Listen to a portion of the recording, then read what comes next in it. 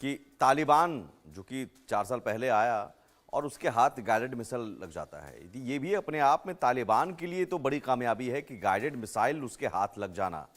तो पाकिस्तान के लिए इस लिहाज से तो चिंता की बात है, जो पाकिस्तान ये मानकर चल रहा है कि तालिबान के पास तो कुछ है नहीं। देखिए, बिल्कुल सही कहा आपने कि तालिबान के हाथ जो कुछ भी लगा है, सिर्फ मिसाइल की बात नहीं है। अमेरिकी सेना ने जो हथियार छोड़ रखे हैं या उनमें किस-किस तरह के हथियार तालिबान को मिले हैं, मुझे ऐसा लगता है कि तालिबान ने अभी अपने सारे पत्ते नहीं खोले हैं। हो सकता है कि उनके पास एक से बढ़कर एक खतरनाक हथियार हो, क्योंकि कई बार ऐसा होता है कि वो ये नहीं बतलाते या युद्ध में या इस तरह की संकट की स्थिति में जब ऐसी स्थिति आती है तो कई बार जो है अपने पत्ते संभाल करके रखे जाते हैं। तो अगर मुझे जहां तक लगता है कि जितने हथियार वहां छोड़े गए हैं उनमें एक से एक खतरनाक हथियार होंगे और तालिबान के हाथ लगना ये अपने आप में पाकिस्तान के लिए काफी चिंताजनक स्थिति है, जी। क्योंकि पाकिस्तान जानता है कि उसके पास बहुत ज्यादा संभावना नहीं है। अगर किसी तरीके से तालिबान अटैकिंग मोड में आता है, तालिबान आक्रमण की मुद्रा में आता है, तो पाकिस्तान के पास कोई चारा नहीं बचता है सिवाय कि वो दूसरे देशों के पास हाथ फैलाए। और हाथ फैलाने के बाद भी उसे कितनी मदद मिलती है, ये भी जो है भविष्य के गर्भ में छिपा हुआ है। तो निश्चित तौर पर फिलहाल जो स्थिति है वो पाकिस्तान के लिए काफी चिंताजनक है। और तालिबान जिसके पास कुछ नहीं होता है, अगर उससे उसे उसके पास इस तरह के हथियार हाथ लग जाए या फिर इतनी भारी मात्रा में जो कि अमेरिका ने वहां रख छोड़े हैं, तो वो निश्चित तौर पे उसका वो बेजा इस्तेमाल कर सकता है और वो अपने आप को कई बार जो है बहुत मजबूत स्थिति में दिखाने के लिए भी इसके खतरनाक प्रयोग कर सकता है। बिल्कुल। और वीएन झा साहब, बख्तरबंद टैंक हो, युद्धपोत हो, उसे तो तबाह कर सकता है ये गाइडेड मिसाइल। इस लिहाज से पाकिस्तान अगर टैंक का इस्तेमाल करता है, युद्धपोत का इस्तेमाल करता है, तो वहां पर वो मात खाएगा। जी हाँ, बिल्कुल। अगर टैंक का उपयोग करता है और ख़ास करके ऐसे लो टेम्परेचर जब अभी है सरफेस में, तो वहाँ पे टैंक जहाँ भी चल रहा होगा उसका टेम्परेचर सरफेस से काफ़ी ज़्यादा होता है, तो वो पिकअप में आ जाएँगे। फिर वो अ, ये जो मिसाइल्स जिसकी हम लोग चर्चा कर रहे हैं, ये हीट सीकिंग मिसाइल है। मतलब जहाँ भी हीट थोड़ी-सी ज़्यादा है सराउंडिंग से, वहाँ पे जाके ये गिर जाएगा, वहाँ पे जाके ये ध्वस्त कर देगा जो भी आगे में चीज़ें हैं। लेकिन ये ब्लाइंड सिस्टम है।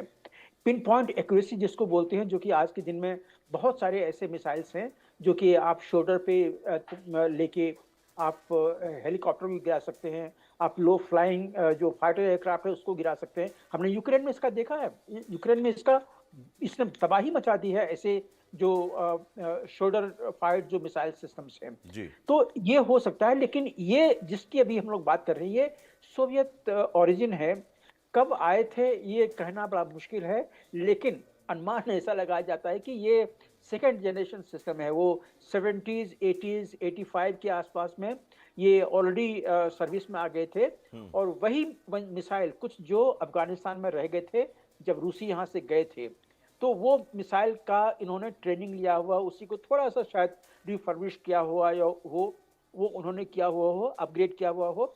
अदरवाइज़ ये वही सोवियत लेकिन जो आप ये कह रहे हैं कि जिनके मारक क्षमता 2 किलोमीटर या 3 किलोमीटर है। 2 किलोमीटर है। इसका मैक्सिमम मारक क्षमता 2 किलोमीटर है। वो भी तब हाँ। जबकि जो सरफेस टेम्परेचर और टैंक का टेम्परेचर इसमें काफ़ी डिफरेंस हो। हाँ, जबकि लेकिन टैंक का टेम्परेचर जो है, मौजूदा परिस्थिति में अभी तो सरफेस टेम्परेचर हाँ, अभी मुफीद है हमले के लिए। बिल्कुल, तो इस लिहाज बिल्कुल, से बिल्कुल। अब खैबर पख्तूनख्वा प्रांत जो है, क्या हम माने कि इस मिसाइल के जरिए खैबर पख्तूनख्वा कई सैन्य अड्डों पर कब्जा करने की तस्वीरें भी आई हैं, तो एक ये और चीज़ प्रांत आपको हाथ से निकल सकता है पाकिस्तान के। सुमित, एक और चीज़ आपको देखना पड़ेगा कि कितने मिसाइल्स हैं। अभी जैसा हम लोगों को खबर मिली है कि उसके शायद 8 या 10 मिसाइल इसके पास हैं और उसने अभी अपने शायद 8 या 10 या 12 लोगों को इसके ऊपर में ट्रेनिंग दी हुई है। इससे आप कितना बड़ा एरिया कवर कर लेंगे? 2 किलोमीटर उसका रेंज है। आपका जो जो स्ट्रेच है जो इंटरनेशनल बॉर्डर है पाकिस्तान के साथ में, ये कितने 100 किलोमीटर है। तो आप अगर अगर अफगानिस्तान चाहे भी तो पाकिस्तानी टैंक को, सारे टैंक को नहीं रोक सकता है। पाकिस्तान के पास में काफ़ी टैंक हैं। उनके पास में जो आर्म फोर्सेस हैं, मिलिट्री जो है, हम्म। काफ़ी उसके पास में आर्मामेंट है। अफगानिस्तान डायरेक्टली उससे कन्फ्रंट नहीं कर सकता है, उस पोजीशन में नहीं है। लेकिन अमेरिकन्स जो अपने टैंक, जो अपने मॉडर्न वेपन छोड़ गए हैं, अगर वो उसके हाथ में लगता है और उसको वो ऑपरेशनलाइज कर लेता है, तो फिर आने वाले दिनों में जब ये चीज़ें ऑपरेशनल हो जाएंगी, जी। तो पाकिस्तान के लिए वो प्रॉब्लम खड़ा कर सकता है। लेकिन तब तक ये जो छोटे-छोटे चीज़ें हैं, 8-10 लोगों को उसने ट्रेनिंग दी हुई है, उसको ग्रेजुएशन दिया हुआ है इस मिसाइल सिस्टम में। मिसाइल सिस्टम काफ़ी ब्लाइंड सिस्टम है, ओल्ड जनरेशन की है। हम्म। इसके लिए शायद पाकिस्तान ज़्यादा कंसर्न नहीं होगा। हाँ, कहते हैं ना कि वो बंदर के हाथ में एक तलवार ज़रूर मिल गई है, कि वो तलवार को ज़रूर भांज सकता है। पहले जब पाकिस्तानी हेलीकॉप्टर भी यहाँ पे बम गिरा के या वो गन फायर करके चले जाते थे, आज के दिन में वो शायद नहीं नहीं करना चाहेगा, हम्म। क्योंकि इसके लो फ्लाइंग हेलीकॉप्टर्स जो हैं, वो इस मिसाइल के रेंज में आ सकते हैं और ज़रूर आ जाएंगे, क्योंकि जो जो हर जो हाल ही में हमने देखा हेलीकॉप्टर। कि रॉकेट लॉन्चर से एक हेलीकॉप्टर को मार भी गिराया गया। जी हाँ, जी हाँ, जी हाँ, जी हाँ। हाँ। तो वो हेलीकॉप्टर जो है वो इसका निशाना आराम से बन सकता है, और हेलीकॉप्टर अगर एक भी गिरेगा तो पाकिस्तान को उससे काफ़ी नुकसान होगा। तो जो लेकिन लेकिन तो ये सवाल ये उठता है कि तालिबान, एक तो तालिबान के लड़ाके बड़ी संख्या में 5 से 6 हज़ार की संख्या में बताए जा रहे हैं। अभी हम तस्वीरें भी दिखा रहे हैं दर्शकों को, कई सैन्य अड्डों पर, कई मिलिट्री बेस पर उन्होंने कब्जा कर लिया है। तो सवाल है कि जवाबी कार्रवाई पाकिस्तान क्यों नहीं कर पा रहा है, सरेंडर क्यों है? आदर्श जी।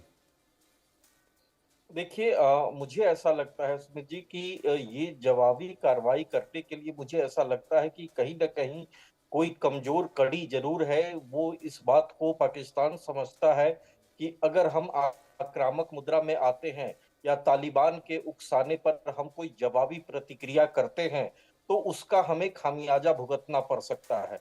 और जैसा कैप्टन साहब कह रहे थे, मुझे ऐसा लगता है कि अमेरिका ने, मुझे ये इस बात का भारी अंदेशा है कि अमेरिका ने जो हथियार रख छोड़े होंगे, हम्म। उनमें से कोई मजबूत हथियार या फिर आधुनिक हथियार उसके हाथ लग गए हैं, जिसकी खबर हो सकता है कि पाकिस्तान को अंदरूनी तौर पर हो।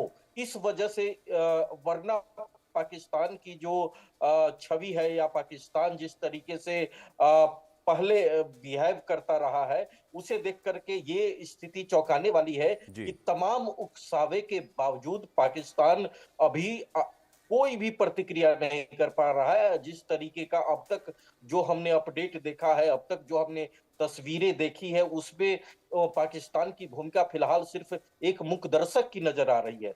तो पाकिस्तान अगर इस स्थिति में मूकदर्शक बना हुआ है, तो निश्चित तौर पर उसे इस बात का अंदेशा है, या उसके पास कहीं न कहीं से कोई सूचना है कि तालिबान के पास मजबूत हथियार है, और वैसे हथियार है जिनसे उनको काफ़ी नुकसान उठाना पड़ सकता है।